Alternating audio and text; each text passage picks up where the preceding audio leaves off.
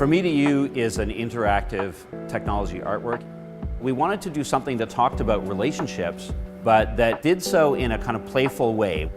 Visitors will come up to From Me to You and they'll turn the knobs, and that will select letters where you see the blank spaces right now on the piece.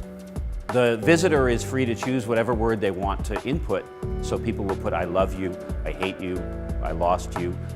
After they leave the knobs for a brief time, the computer will start to change one letter at a time. It's a very subtle difference in the actual spelling of the word, but it can make a very big difference in the meaning when it's placed between the words I and you.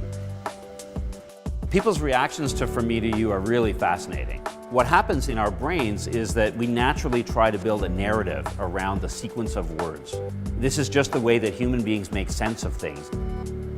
Our piece uses vintage Nixie tubes, which are an early form of light display.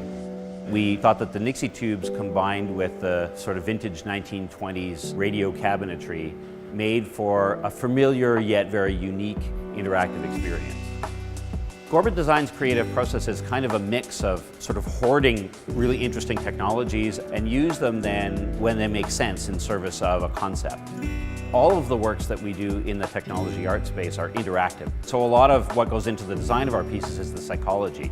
The same way that a sculptor uses clay or a painter uses paint, we think about people as our medium.